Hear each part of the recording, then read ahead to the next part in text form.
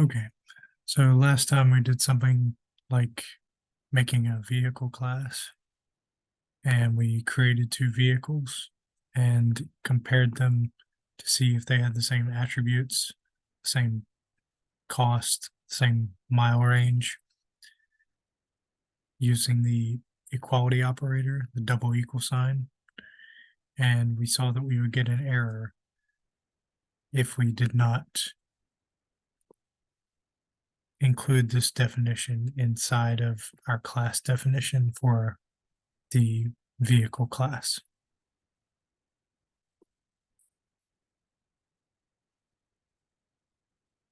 So inside this vehicle class definition here, we have this function definition. We use a new keyword in C++, which is operator. We say what the operator is. The operator, we are familiar with many operators. I gave a list, an incomplete list. So we have arithmetic operators such as these, relational operators, also logical operators, and we have what we might call other operators like the stream insertion operator, the the address of operator, the arrow operator that we use to get a member variable for a pointer to an object, the subscript operator. So we can overload, I believe, all of these in C++. It's not necessarily advised to go crazy with operator overloading. Some people dislike it, but I think I talked a bit about that in this operator overloading part 1 video. It's not supported in Java. It's supported in C++, and there are reasons that Java chose not to include operator overloading. But in certain cases, it makes some sense. So this, I have another example of operator overloading that might make some sense. So suppose that we have two vehicles and we have a motorcycle and a camper van, and we want to treat them as a single vehicle that we could call good for a road trip, which this would be good to have for a road trip. And some people do this. But at the moment, if I try to make this operation occur, provided that I have defined these things, the camper van and the motorcycle. Right now it's saying these two things are undefined, but of course that's because I haven't created the objects in this particular code yet. So now I see that the addition operator is not defined. And again, similarly to overloading the equal operator, you might think it should be obvious that we want to add together the cost and the mile range of these two, but C++ kind of errs on the side of caution here, and it's not necessarily clear. I mean, it really isn't clear in this case, if you think about it. Should the cumulative value of this be 23,000?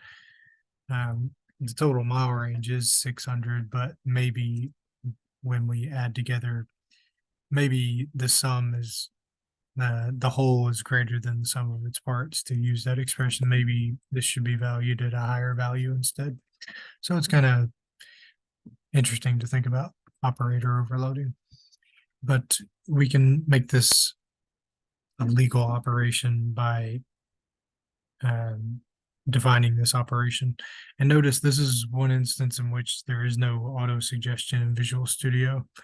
It could generate a skeleton definition for you. It could say bool, excuse me, it's not going to be a boolean. It could say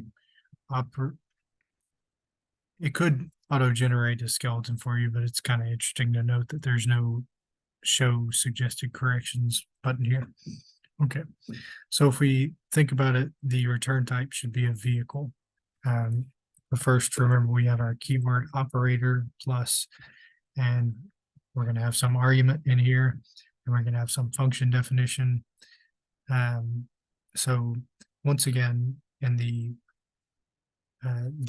addition operator is a binary operator in this case, and I think in all cases that come to mind, well, there is something called the unary plus, which just means it's a positive value, you can say int a equal +5. I think that's legal. You can obviously, there's the unary minus, which is multiplying by -1, and then there's the unary plus, but I think that's a thing.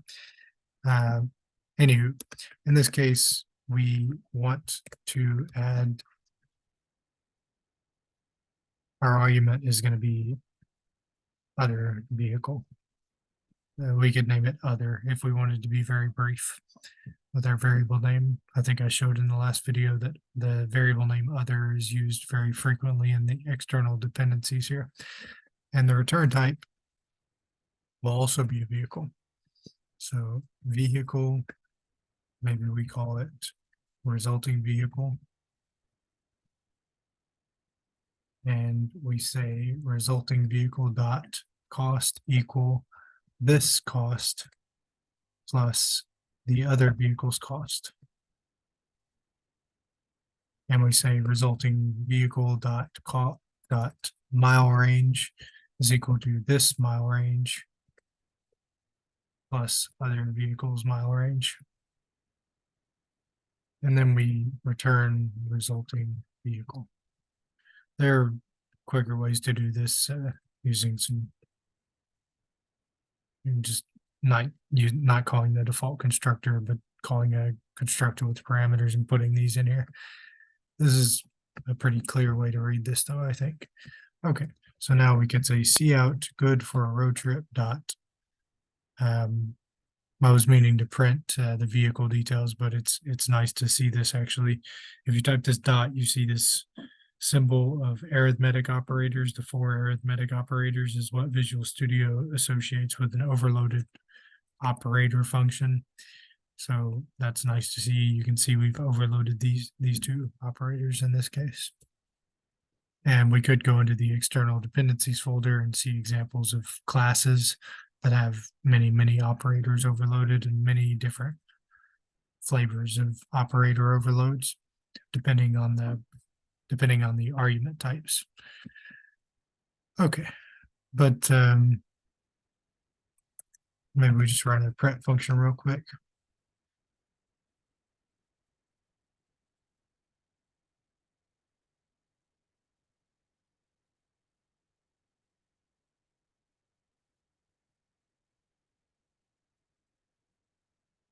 Print function that's not going to be very pretty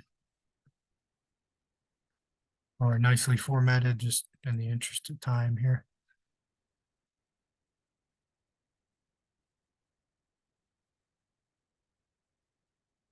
Depending on the size of these quantities, and we're just using tabs. Okay, so we could say good for a road trip. Oops. Not cout, but good for a road trip dot print public function, public member function. And if this works as expected, we should see 23,600. Okay, so the cost mile range 23,600. Okay, looks good. Or looks as expected. So another operator to overload.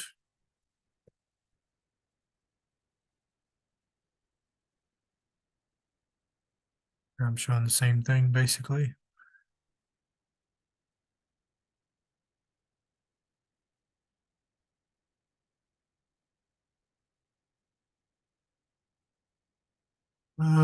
Helper functions is quite a nice thing to be aware of. I added this slide when I was declaring a namespace called vehicle helper. This is, and notice this operator is defined outside of a class, the vehicle class definition, so it has to take 2 arguments, 2 vehicle objects.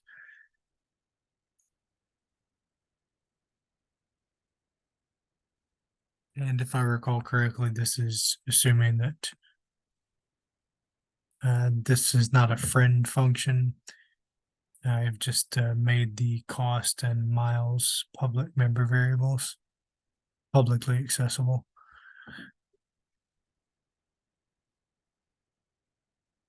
Okay, but yeah, I'm pausing here because I'm just gonna. I anticipate that I'll just cut this slide. This is the first time I'm going through it in a while. Okay, yeah, I cut those two slides for the helper functions and namespaces. It can be, it's a thing that I imagine people will discover eventually, but it's a bit too extra right now, I think. Okay, so some additional examples of adding class objects. I don't want to be trying to not to just read these slides, but I do have a few fair bit of text on the next few slides that's not code. Um, Adding vehicles is unconventional. It's just something I came up with. I think it's it makes some sense here, but and it also demonstrates my passion for road trips and traveling. Um, and that'll be relevant in a couple slides here. Um, but the textbook gives some more typical examples that I just found boring. But you could imagine making a rectangle class and a box class, and in that case, I think it would make a great deal of sense to add to overload the addition operator, because if you imagine stacking boxes on a pallet, for instance, the uh, you have two boxes and you set they each have lengths, widths, and heights, and if you stack them on top of one another, then in a way they become a sort of super box with added length, widths, and heights. And the same thing could be said for two-dimensional. Similar things could be said for adding two-dimensional objects together as well. Rectangles and squares in particular. For triangles, it's not so simple, potentially. Okay. But in certain instances, overloading the addition operator may not make a great deal of sense. So if you make an animal class or a pet class, maybe this should be singular probably. That's typical style, make class names singular. Depending on the attributes of this pet class, the member variables, pets usually have names. Maybe they have names and they have weights for sure, almost certainly, unless you're strange and you don't give names to your pets. So adding together the weights might make sense if you're, taking your pets on an airplane or something. But concatenating their names, you could do this, but it would maybe be a bit of a strange thing to do. So maybe in that case, don't overload the addition operator for a pet class. It depends on what your member variables are. Okay. Now I'm getting at overloading the greater than operator, which is not something I've done in the code yet. What makes one vehicle better than another? Is it the fact that they cost more and they can drive more? Maybe they have a greater mile range. Maybe to one person, it doesn't matter how expensive a vehicle is, it just matters how far the vehicle can go. So this definition, if we want to say something like determine if one camper van is greater than another, if one vehicle is greater than another vehicle. So the order of operations is actually tricky here. So parentheses are necessary. That error here was actually saying that this operator is not defined for camper van objects, but now if we put that in parentheses, we're just returning a Boolean, presumably, because usually always the greater than operator with integers and simple data types, it returns true or false. So now we're printing true or false here, except we would like to be printing true or false, except this operator is not overloaded. We haven't written bool operator greater than. But I'm just trying to stimulate some thinking about that first, and I think I've done that with the vehicle class, just talking about if a vehicle is more expensive, Does that mean it's greater than another vehicle? That is definitely not the case in some people's opinion. Some people like cheaper cars, so they would say if the cost is cheaper, then it's a better vehicle, so to speak. But what is, the word better and the word greater than, these two terms are not necessarily interchangeable, of course. So a whole bunch of ambiguity here. If you take a fruit class, you have some attributes of fruits, and you could develop some convoluted and non-intuitive logic. You know, yeah. So it's an interesting thing to think about. Something that's another example that's very substantial to me and that I've spent a lot of time combing through is campgrounds. So suppose you define a campground class like that you're going to camp at, and you're going to go and hike in New Mexico and see nice country like this. So these are all names of campgrounds, and these campgrounds have different attributes, like how much do they cost? Do they have water? Do they have electricity? Are they reservable? And incidentally, that gets to a scheduling algorithm. At a lot of these campsites, it's first come, first served, and it's kind of unpleasant because you can get there in the middle of the night, and or not in the middle of the night, but you can, if you get there too late in the day, somebody may have already snagged a parking spot. So having to reserve a spot can be, for me at least, it's a very desirable aspect. And if I were ranking these campgrounds from greatest to least, so to speak, by overloading the greater than operator for a campground class, and I was like scraping these web pages and getting the details of all these campgrounds, this would be high on my priority list. I'm thinking about writing a program that does something like that. It could be useful because it takes a lot of time to scrape through these web pages manually as a human and compare these attributes, just a few attributes. So yeah, hopefully it's kind of an interesting example. So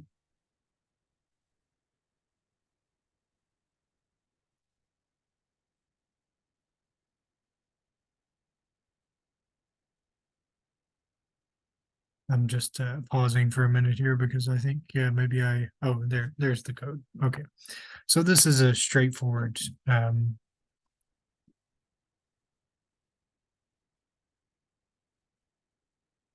I just got a bit out of order in my in the way the order I was talking about these slides. All right, this is straightforward.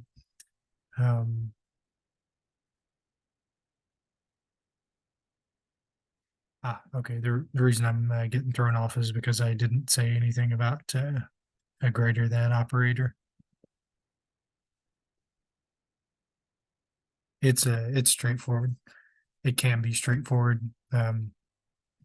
So let's collapse some of this stuff. Collapse constructor, collapse the equal operator, collapse the addition operator, and then write. Let's compare vehicles for which is greater, which is less. That's a good thing to think about as well. If the greater than operator is defined, will the less than operator automatically apply the reverse without having to be explicitly written out?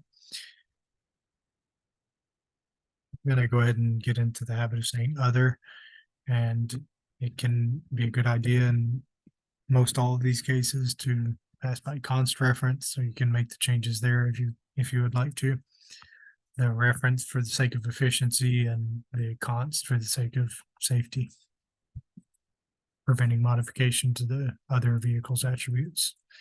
Okay, so we could say it's up to the person who's writing this program, but you could say if this cost, the vehicle on the left of the operand, so in this case the camper van. So this is again a pointer to the camper van object whenever I call it in main here. And let's say standard bool alpha as well. as usually, as I usually do. So if this cost is greater than, now this greater than, let me finish that real quick, is greater than the other vehicle's cost. This greater than is comparing two doubles. See, it's a double right there. And this is also a double, of course, because we defined it that way. Those are the private member variables. So we could say if the cost is greater and the mile range is greater,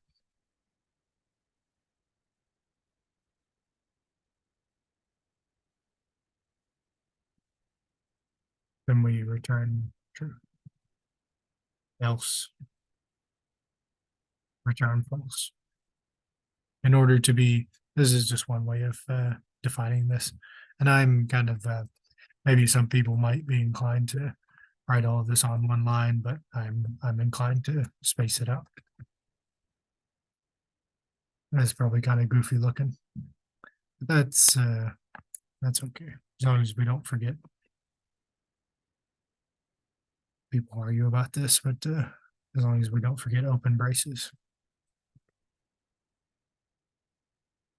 Okay, so both the cost and the mile range is greater for the camper van, so I will expect to see true here. So we see true. Okay, if I change it, this is a very good motorcycle, then all of a sudden it's false. Okay, so you get the point.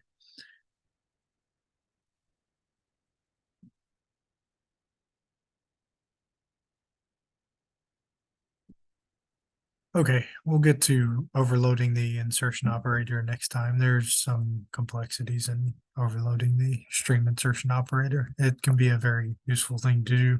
It's not terribly complicated, but we'll hold off onto it until next time.